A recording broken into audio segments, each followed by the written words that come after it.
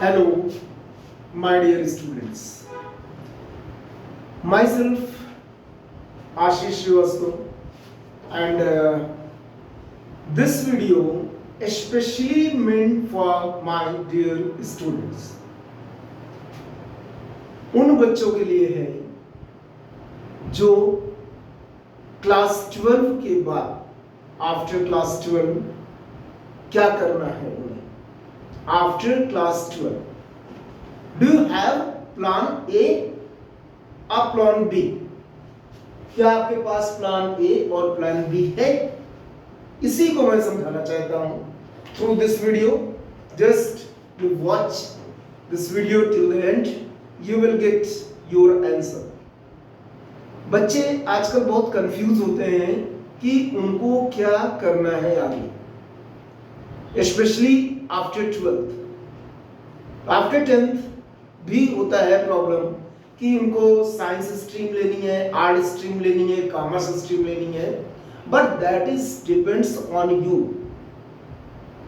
Stream choose करते समय इस बात का जरूर ध्यान रखें कि what you have to become.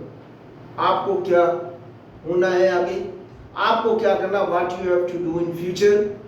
तो in class 11th, especially in 11th, when you choose the stream, do not run behind the friends, do not take the decision in hurry. कभी भी डिसीजन अपने जल्दबाजी में ना लें, अपने फ्रेंड्स के साथ ना लें. Just you sit quietly alone and think quietly. बिल्कुल शांति से सोचे कि आपको आगे क्या करना है, अकेले बैठ करके उसमें. Do not take the support of your parents also. Do not take the support of your teachers. Do not take the supports of your friends. Just you sit quietly and think about you कि आपको क्या करना है आगे.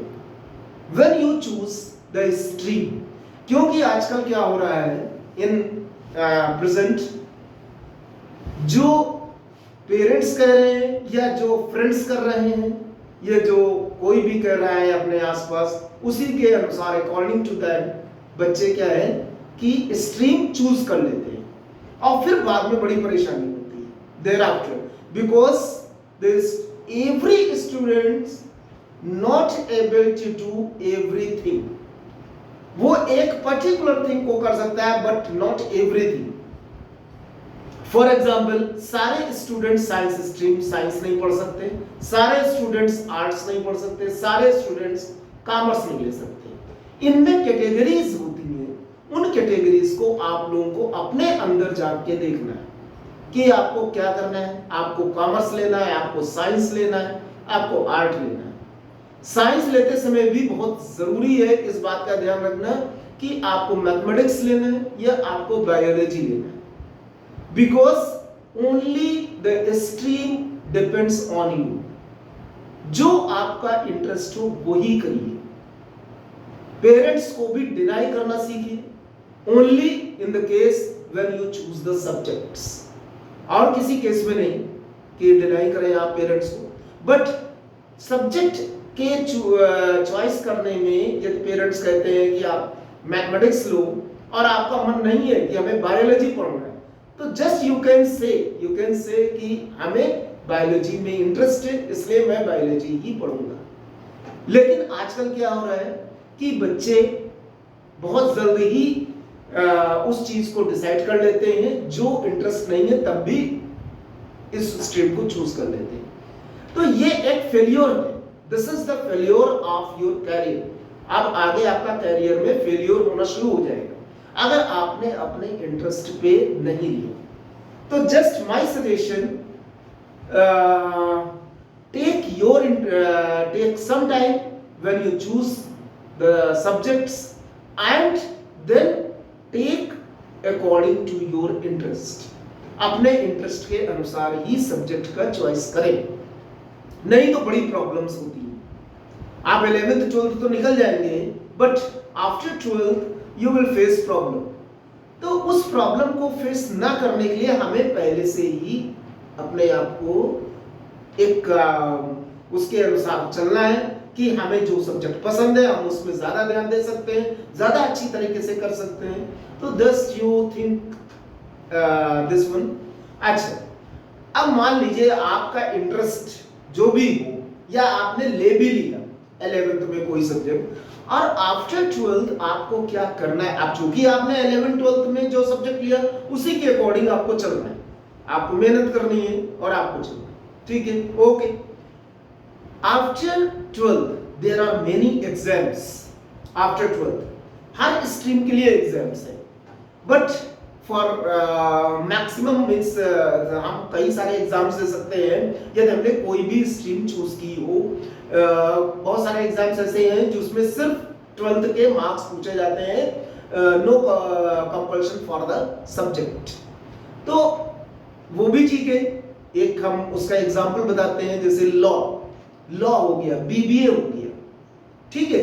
ये दो ऐसे हैं, और भी सारी चीजें हैं, और भी हैं, आपको कर सकते हैं। बीए हो गया, graduation but not BSc, BA हो गया, BA anyone can do, okay.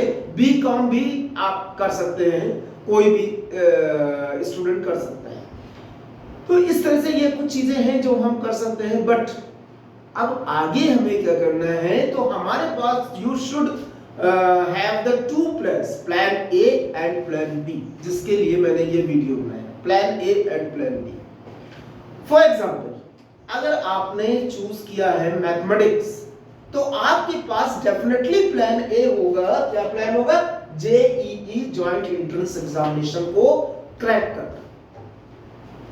Joint entrance examination मतलब फॉर आईआईटीज क्रैक करना, एनआईटीज, ट्रिपल आईटीज, इसके लिए मींस गवर्नमेंट कॉलेजेस में एडमिशन लेना फॉर बीटेक, ये आपका प्लान ए होगा। बट फॉर दिस प्लान, इस प्लान को एग्जीक्यूट करने के लिए आपको बहुत मेहनत करनी पड़ेगी, और ये मेहनत तभी पॉसिबल है जब आप इसको छोड़ेंगे। क्या चीज छोड़ेंगे हम? Specially the use of mobile, mobile का यूज आप छोड़ दीजिए, आपका सिलेक्शन होने के चांसेस बढ़ जाते हैं। हम ये नहीं कहते हैं कि चांसेस 100% है, बट बढ़ जरूर जाते हैं, इंक्रीज हो जाते हैं। तो प्लान ए के लिए यानी आपको अगर जेईई को क्रैक करना है तो आपको बहुत मेहनत करनी है, और इस तरीके से वो आपका प्लान ए एग्जीक्यूट हो सकता है। If you have chosen biology, अब आपने लिया हो बायोलॉजी लिया हो, तो आपको सबसे पहले ध्यान आएगा नीट, नेशनल एंट्रेंस ये एग्जामिनेशन टेस्ट है। तो ये किस चीज के लिए है आपको पता है? For medical institute, for medical purpose, means MBBS, BHMS, BDS, BMS etcetera. So doctor बनने के लिए हमें नीट जरूर क्वालिफाई करना है। अब नीट में भी गवर्नमेंट यूनिवर्सिटीज हैं, फॉर एग्जांपल केजीएमयू, एम्स हैं, जितने भी मेडिकल कॉलेजेस हैं हर डिस्ट्रिक्ट में तो नहीं, बट मेनली ज्यादातर district, but number of seats are less. जो गवर्नमेंट सीट्स है वो काफी कम है, और number of students are very बहुत ज्यादा है। तो उसके लिए अभी जैसे नीट का रिजल्ट आया है, तो उस नीट के रिजल्ट में do you know the how many students got 720 out of 720? 67 students got 720 out of 720। मतलब कितना टफ कंपटीशन है, यानी उन 720 जो पाए बच्चे, उनको तो अपने अगर चाहे कि मैं सिर्फ एम्स दिल्ली लूं, तो वो सारे बच्चे उसी में एडजस्ट हो सकते हैं, वो भी एमबीबीएस कोर्स के लिए, यानी और किसी को मौका तक नहीं मिलेगा। तो उसमें भी कुछ कम हो जाएंगे क्योंकि नंबर ऑफ सीट्स के अकॉर्डिंग होगा। अब आपको ये बता दें कि इसी तरह से 719 होंगे, 718 होंगे, 715 होंगे। So there are many, means number of students, the less number of students जो हमारे पास है वो आपके बहुत कम होंगे जो आपको गवर्नमेंट कॉलेज मिलेगा। यानी गवर्नमेंट कॉलेज मिलने के लिए आपको बहुत मेहनत करनी पड़ेगी, बहुत मेहनत करनी पड़ेगी, स्पेशली फिजिक्स, केमिस्ट्री, बायोलॉजी, जिसमें फिजिक्स सब्जेक्ट थोड़ा सा लिटिल बिट टफ हो जाता है उन बच्चों के लिए जो मैथमेटिक्स स्ट्रीम में नहीं, बिकॉज 11th 12th आपका मैथमेटिक्स नहीं रहा, तो फिजिक्स थोड़ा सा टफ हो सकता है। तो उस पर ज्यादा ध्यान देना पड़ेगा। तो प्लान ए को एग्जीक्यूट करने के लिए if you want to crack NEET exam, just you have to do hard work and the same thing for JEE, you have to leave, ये छोड़ना पड़ेगा क्या चीज, मोबाइल, लैपटॉप, यूट्यूब, ये सब social media, that you have to means take away, इसको बिल्कुल दूर रखना है, तभी आप क्रैक कर सकते हैं। इसके लिए मैं प्रैक्टिकली, आप देखिए इनके इंटरव्यूज देखिए, जो 720 स्टूडेंट 720 मार्क्स आए या 700 मार्क्स आए या 650, तो कितने बच्चे ऐसे हैं जो इस पे समय बिताते हैं और कितने बच्चे ऐसे हैं जो इस पे समय नहीं बिताते। आपको number of students, maximum student those got the above that 600 above 700 marks, तो वो कभी भी सोशल मीडिया पे एक्टिव नहीं रहते, यानी मोबाइल का यूज नहीं करते। आप ये एक चीज देख लीजिए, मैक्सिमम होंगे, सारे नहीं बट मैक्सिमम। दूसरी, आपको बुक का बहुत जरूरी है कि रेफरेंस लेना, बुक को पढ़ना बहुत जरूरी है। यदि आप सिर्फ ऑनलाइन ही पढ़ते रहेंगे तो कतई उसमें सिलेक्शन होना मुश्किल हो जाएगा। इसलिए बुक का रेफरेंस लेना बहुत जरूरी है, specially NCERT and the other books which are related to your exams. जो भी एग्जाम से रिलेटेड हो, मार्केट में जाइए, बुक स्टॉल में जाइए, पूछिए, वो तुरंत बताएंगे, आप उसको लीजिए, उसी की प्रैक्टिस करिए, फिर नेक्स्ट वीक जाइए, फिर खरीदिए, फिर उसी की प्रैक्टिस करिए, आपका सिलेक्शन पक्का होगा। But do not use whole day do not use the mobile जैसे जितना ज्यादा यूज करेंगे उतना आप उस कंपटीशन से दूर होते जाएंगे। This is the plan. To crack the this such type of exams, you must do the hard work. ये बहुत जरूरी है कि इसको करना। ये सब प्लान ए के लिए। आईपी मैट आपको पता है, like IIM Indore, IIM Rohtak, IIM Jammu, इन सब जगहों पे after 12th BBA plus MBA भी होता है। तो ये भी एक नेशनल लेवल का टेस्ट है, that is very important and very tough. Same condition for here also. CLAT is the test for the National Law University, NLU, National Law University। ये भी बहुत अच्छा टेस्ट होता है, जिनको लॉयर बनना है, आगे कॉर्पोरेट सेक्टर में जाना है, जिनको जज बनना है, they can choose, they can opt the CLAT। तो इसमें भी तैयारी बहुत अच्छी सी करनी पड़ती है। निफ्ट हो गया, ये भी national institute of fashion technology, national level का टेस्ट है, ये भी that is the very good for the student those are interested in fashion, in design, in other activities like that. That NDA जो अपनी देश की सेवा करना चाहते हैं, those wants to go for a defence academy, तो they can this do the work in the they can do give the test for NDA, but NDA is not very easy, that is very tough, क्योंकि इसमें पहले आपका written test होगा, उसके medical होगा, फिर group interview हो, मतलब ग्रुप डिस्कशन, इंटरव्यू और दुनिया भर की बहुत सारी चीजें होती हैं, क्योंकि तभी आप देश की सेवा कर सकते हैं जब आप इन सारे एग्जाम्स को क्वालिफाई करें। ओके, अब मैं ये बता रहा हूं, ये सब plan A, these are the for the plan A. अब आपका प्लान बी, यदि मान लीजिए बाय चांस आप प्लान मतलब जेई नहीं क्रैक कर पाए, तो प्लान ए आपका फेल हो गया, नीट नहीं क्रैक कर पाए तो प्लान ए फेल हो गया, आईपी मेट नहीं क्रैक कर पाए, प्लान ए फेल, क्लैट नहीं क्रैक कर पाए, प्लान ए फेल, निफ्ट नहीं क्रैक कर पाए, एनडीए नहीं, there are many exams and which you have means decided earlier और उसको क्रैक नहीं कर पाए, तो आपका जो प्लान ए था वो फेल हो गया। क्लियर?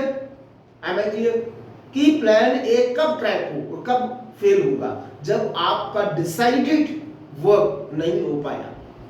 तो इसका मतलब यह है कि प्लान ए नहीं हो पाया। तो क्या यदि प्लान ए नहीं हो पाया तो फिर अब हम बिल्कुल मतलब यूजलेस है?